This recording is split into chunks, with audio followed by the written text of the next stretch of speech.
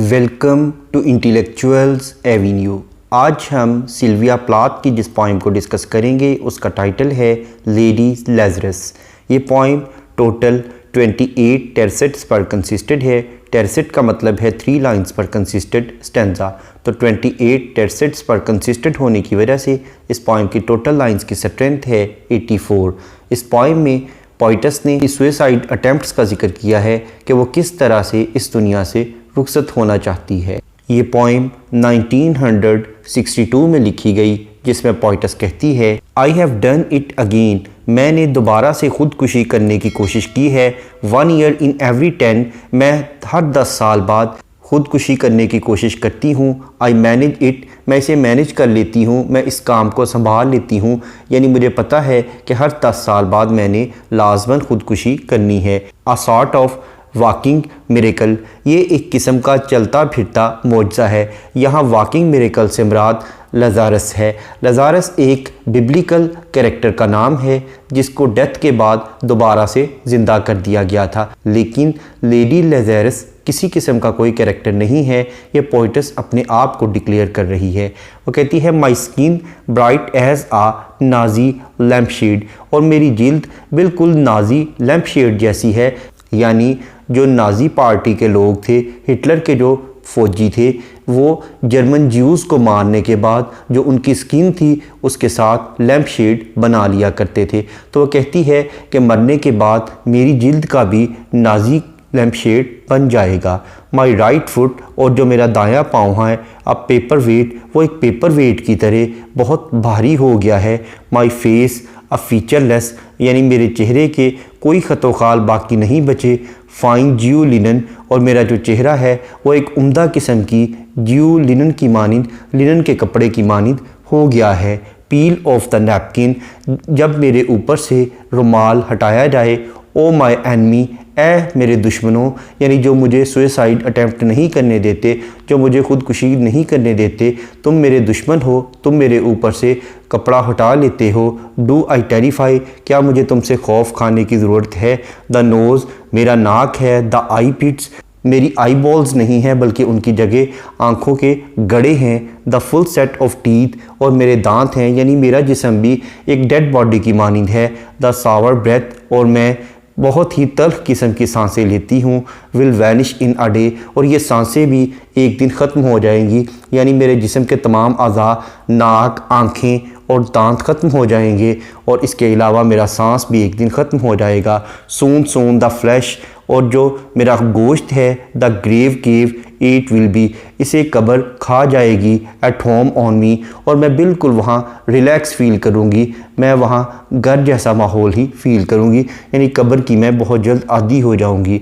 And I a smiling woman, और मैं एक मुस्कुराती हुई खातून बन जाऊँगी। आई एम ओनली 30, अभी तो मेरी उम्र सिर्फ़ 30 बरस है। एंड लाइक द कैट, और एक बिल्ली की तरह।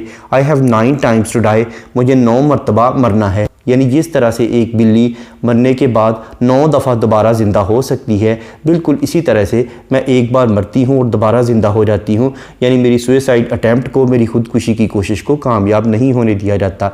दिस इज़ नंबर 3, ये 3 नंबर है, यानी मैंने तीसरी मरतबा अटैम्प्ट की है। व्हाट अ ट्रैश, ये कितनी फजूल बात है। टू एनिहिलेट ईच डेकेड, कि हर 10 साल के बाद, हर दिहाई के बाद मुझे एक मरतबा मरना पड़ता है और मैं दोबारा ज़िंदा हो जाती हूँ, यानी मुझे मरने भी नहीं दिया जाता।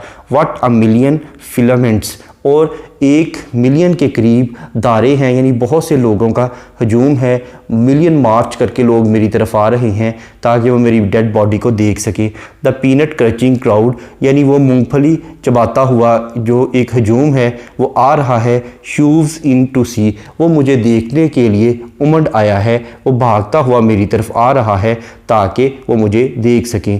Them unwrap me hand and foot, वो मेरे हाथ और पाँव से कपड़ा हटा देंगे, द बिग स्ट्रिप टीज, और वो एक लंबी सी पट्टी, जेंटलमैन लेडीज़, और उनका एक लंबा सा ग्रोह होगा, वो एक कतार की शक्ल में आएंगे, जेंटलमैन लेडीज़, उनमें मर्द और ख़वातीन दोनों ही मेरी डेड बॉडी को देखने आएंगे। दीज आर माई हैंड्स, ये मेरे हाथ हैं, माई नीज़, मेरे घुटने हैं, I may be skin and bone, और मेरा जो जिस्म है वो भी दूसरे लोगों की तरह हड्डियों और जिल्द का बना हुआ है। नेवर द लेस, ताहम, आई एम द सेम, मैं बिल्कुल वैसी ही हूँ, आइडेंटिकल वुमन, मैं एक आम खातून हूँ। The first time it happened I was 10, पहली मरतबा जब मैंने खुदकुशी की कोशिश की उस वक़्त मेरी उम्र 10 बरस थी। इट वॉज एन एक्सीडेंट, ये तो एक हादसा था। The second time I meant, फिर दूसरी मरतबा मेरा मतलब है to last it out and not come back at all, मैंने अरादातन कोशिश की कि मैं अब कभी भी लौट कर वापस ना आऊँ, यानी मैंने बाकायदा तौर पर इंटेंशनली सुसाइड अटैम्प्ट करने की कोशिश की। आई रॉब्ड शट एज आ सी शेल, और मैं एक समुंदर में सी शेल की मानिंद, एक घोंगे की मानिंद थी। They had to call and call, और वो मुझे पकार रहे थे। And pick the worms off me like sticky pearls, और मेरे जिस्म के साथ कीड़े चिपके हुए थे जिस तरह से मोती चिपके होते हैं, यानी जिस तरह एक सी शेल के साथ मोती चिपके होते हैं, बिल्कुल इसी तरह मेरी डेड बॉडी के साथ कीड़े मकोड़े चिपके हुए थे, क्योंकि मैंने पानी में डूबकर सुसाइड अटैम्प्ट करने की कोशिश की थी। डाइंग इज़ एन आर्ट, मरना भी एक फ़न है, लाइक एवरीथिंग एल्स, दूसरी चीज़ों की तरह मरना भी एक फ़न है। I do it exceptionally well, और मैं इसे ख़ास तौर पर बड़े अच्छे तरीके से निभा लेती हूँ। I do it so it feels like hell, मैं इसे करती तो हूँ लेकिन ये करना मुझे बहुत ही बुरा लगता है, मुझे यूँ महसूस होता है जैसे मैं जहन्नम में जा रही हूँ। I do it so it feels real, और जब मैं ये काम करती हूँ तो मुझे यूँ महसूस होता है जैसा कि मैं कोई हकीकी काम कर रही हूँ। I guess you could say I have a call, मैं इस बात का अंदाज़ा लगा सकती हूँ कि अगर तुम्हें सुसाइड अटैम्प्ट करनी पड़े तो तुम कोई बहाना बना दोगे, तुम किसी के बुलावे का बहाना लगाकर भाग जाओगे। It is easy enough to do it in a cell, किसी कोठरी में, किसी जेल खाना में मरना बहुत ही ईजी काम है। It is easy enough to do it and stay put, यानी ये काम करना बहुत ही आसान है। इट इज़ द थिएट्रिकल, यानी मरना और मर के दोबारा से जी उठना, यानी आपकी सुसाइड अटैम्प्ट का कामयाब ना होना एक थिएट्रिकल काम लगता है, एक ड्रामाई काम लगता है। Come back in a broad day, कि आप दोबारा से उसी वसी दिन में वापस आ जाएं। टू द सेम प्लेस, उसी जगह पर, टू द सेम फेस, उसी चेहरे के साथ, the same brute amused shout, और आप हैरानगी के आलम में चिल्लाते हुए उसी वहशियानापन के साथ अगर वापस आ जाएं तो ये एक ड्रामाई काम होगा, यानी अगर आपकी सुसाइड अटैम्प्ट कामयाब नहीं होती तो ये एक ड्रामाई काम लगता है। अ मिरेकल, एक मौजज़ा, that knocks me out, there is a charge, ये एक मौजज़ा है जो कि मुझे पीछे धकेल देता है, यानी मैं मौजज़ाती तौर पर बच जाती हूँ, और इसे सरंजाम देने की भी एक कीमत है। For the eyeing of my scars, मेरे ज़ख्मों को देखने के लिए, देयर इज़ अ चार्ज, इसकी एक कीमत मैं वसूल करूँगी। For the hearing of my heart, मैं अपने दिल की धड़कन को सुनने की भी एक कीमत वसूल करूँगी। इट रियली गोज़, दर हकीकत मेरे दिल की धड़कन चल रही है। And there is a charge, a very large charge, मैं इसकी एक बहुत भारी कीमत वसूल करूँगी। फॉर अ वर्ड और अ टच, एक लफ्ज़ या एक बार छूना, और अ बिट ऑफ ब्लड, या खून का एक कतरा, और a piece of my hair और माई क्लॉथ, या मेरे बाल का एक हिस्सा, या मेरे कपड़े। सो इस तरह से, हर यानी mister doctor, so her and me, तुम मेरे दुश्मन हो, यानी वो अपने डॉक्टर को मुखातब करते हुए कहती है कि तुम मेरे दुश्मन हो क्योंकि तुमने मुझे सुसाइड अटैम्प्ट नहीं करने दी। और जो लोग अब मेरा तमाशा देख रहे हैं, मेरे खून को, मेरे दिल की धड़कन को महसूस कर रहे हैं, मेरे खून की गर्दिश को महसूस कर रहे हैं, मेरे जिस्म और मेरे कपड़ों को देख रहे हैं, मैं उनसे इसकी भारी कीमत वसूल करूँगी, क्योंकि उनके लिए ये एक ड्रामाई काम है। और जिस तरह से थिएटर में ड्रामा देखने की फ़ीस चार्ज की जाती है, मैं भी उनसे इसी तरह से फ़ीस चार्ज करूँगी। आई एम योर ऑप्स, मैं तुम्हारे एक नादरो नायाब नमूना हूँ। आई एम योर वैल्यूएबल, मैं तुम्हारे लिए एक कीमती चीज़ हूँ। द प्योर गोल्ड बेबी, मैं तुम्हारे लिए एक सुनहरी बच्चा हूँ, इसलिए ए डॉक्टर तुम मुझ पर बहुत ज़्यादा तवज्जो दे रहे हो।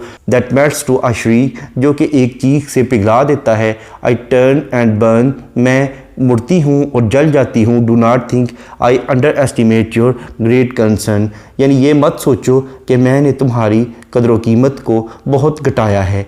ऐश ऐश ए डॉक्टर, मरने के बाद मैं एक राख का ढेर बन जाऊंगी। यू पोक एंड स्टर, तुम मुझे धकेलोगे, मेरी अहमियत को बढ़ाओगे।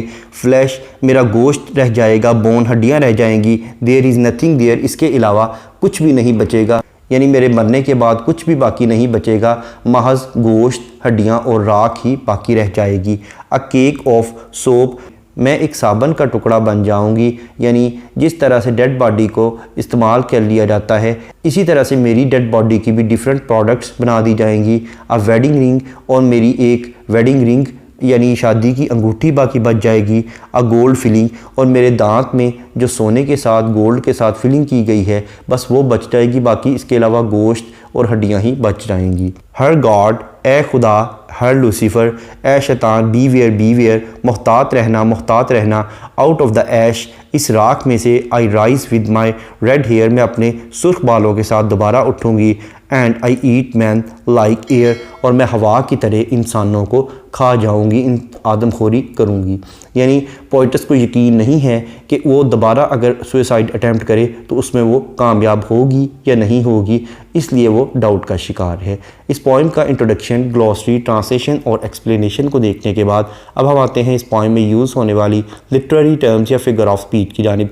सबसे पहले तो ये पोइम एक फ्री वर्स है, यानी ना तो इसमें कोई प्रॉपर मीटर फॉलो किया गया है और ना ही राइम स्कीम फॉलो की गई है।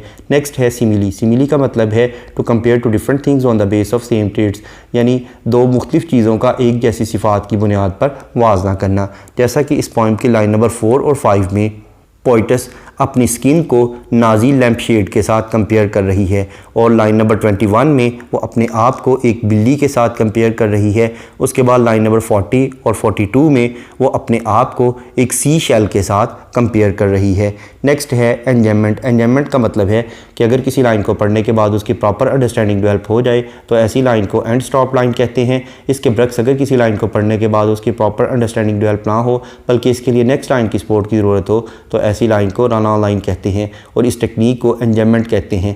जैसा कि इस पॉइंट की लाइन नंबर 4 एक रन ऑन लाइन है जिसमें पोइटस कहती है a sort of waking miracle my skin, यानी मैं एक चलता फिरता मौजा हूँ और जो मेरी जिल्द है, अब वो जिल्द क्या है वो लाइन नंबर 5 में बयान करती है। Bright as a Nazi lamp shade, वो एक नाजी लैम्प शेड की मानिंद रोशन है।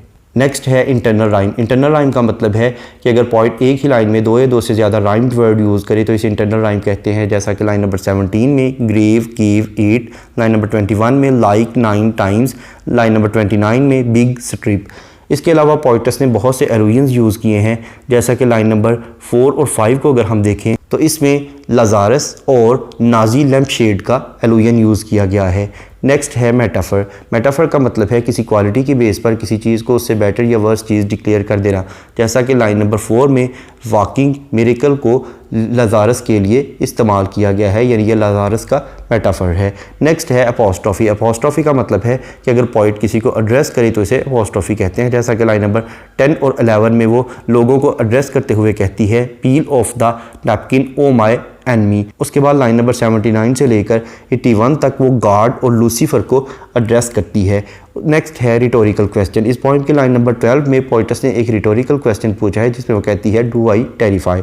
नेक्स्ट है ओनोमेटोपिया। ओनोमेटोपिया का मतलब है ऐसे वर्ड्स का इस्तेमाल करना जो कि हमारी सेंस ऑफ हेयरिंग यानी हमारी सुनने की हिस्स को अपील करते हो, जैसा कि लाइन नंबर 26 में क्रंचिंग का वर्ड यूज़ किया गया है। नेक्स्ट है सिनिक्टिकी। सिनिक्टिकी का मतलब है कि अगर पोइट किसी चीज़ को मुकम्मल तौर पर बयान करने की बजाय उसके किसी पार्ट या ऑर्गन का जिक्र करे तो इसे सिनिक्टिकी कहते हैं, जैसा कि लाइन नंबर 28 में हैंड और फुट का जिक्र किया गया है।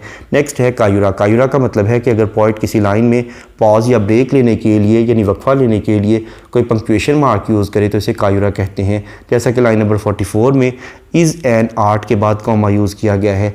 नेक्स्ट है एनाफोरा। एनाफोरा का मतलब है बिगनिंग ऑफ 2 और more than 2 lines with the same word, यानी 2 या 2 से ज़्यादा लाइनों का एक ही लफ्ज़ से शुरू होना, जैसा कि लाइन नंबर 45 से लेकर लाइन नंबर 48 तक ये तमाम लाइन्स आई से स्टार्ट हो रही हैं। नेक्स्ट है एलिट्रेशन। एलिट्रेशन का मतलब है बिगनिंग ऑफ 2 और more than 2 words in the same line with the same letter और साउंड, यानी एक ही लाइन में दो या दो से ज़्यादा अल्फाज का एक ही हरफ या एक ही आवाज़ से शुरू होना। जैसा कि लाइन नंबर 4 में सॉर्ट, स्किन, ये दोनों वर्ड्स एस लेटर से स्टार्ट हो रहे हैं। उसके बाद लाइन नंबर 4 में again miracle, may. Line number 8 में face, featureless, fine. Line number 26 में क्रंचिंग, क्राउड। नेक्स्ट है कॉन्सोनेंट्स। कॉन्सोनेंट्स का मतलब है use of same consonant letter in the different words of the same line, यानी एक ही लाइन के मुख्तलिफ अल्फाज में एक ही कॉन्सोनेंट लेटर का इस्तेमाल करना। जैसा कि लाइन नंबर 1 में डन, अगेन, इन दोनों वर्ड्स में एन लेटर यूज़ हुआ है जो कि कॉन्सोनेंट लेटर है। उसके बाद लाइन नंबर 6 में राइट फुट। नेक्स्ट है एसोनेंस। एसोनेंस का मतलब है use of same vowel letter in the different words of the same line, यानी एक ही लाइन के मुख्तलिफ अल्फाज में एक ही वावल लेटर का इस्तेमाल करना। जैसा कि लाइन नंबर 17 में ग्रेव, केव, ईट। लाइन नंबर 21 में लाइक, 9 टाइम्स। लाइन नंबर 29 में बिग, स्ट्रिप। इसके अलावा पोइटस ने बहुत से इमेजेस भी यूज़ किए हैं, जैसा कि skin, lamp shade, foot, paper weight, face, linen, napkin, nose, eyepits, teeth, day, flash, cave, grave, home, smiling woman, cat, filaments, peanuts, hands, knees, bones, sea shell, worms, pearls, hell, scar, heart, hair, clothes, gold baby, cake of soap, wedding ring, man. इसके अलावा poet's ने अपना view point बयान करने के लिए बहुत ज़्यादा हाइपरबोली यानी बहुत ज़्यादा एग्जैजरेशन या मुबालगा आराई का सहारा लिया है। उसके बाद अगर हम इस पोइम के थीम को देखें तो इसमें पोइटस ने अपनी suicide attempt, death, depression, pain और पावर के थीम को लिया है। यहाँ पर यह पोइम ख़त्म हुई। इसके अलावा सिल्विया प्लाथ की दीगर पोइम्स को डिटेल में समझने के लिए इसी चैनल यानी इंटेलेक्चुअल्स एवेन्यू पर सिल्विया प्लाथ की प्लेलिस्ट को विज़िट करें। इसके अलावा जिन लिटरेरी टर्म्स का जिक्र इस पोइम में किया गया है उन तमाम टर्म्स को डिटेल में समझने के लिए इसी चैनल पर लिटरेरी टर्म्स की प्लेलिस्ट को विज़िट करें। इन दोनों प्लेलिस्ट्स का लिंक नीचे डिस्क्रिप्शन बॉक्स में मौजूद है। Thank you for attending this lecture.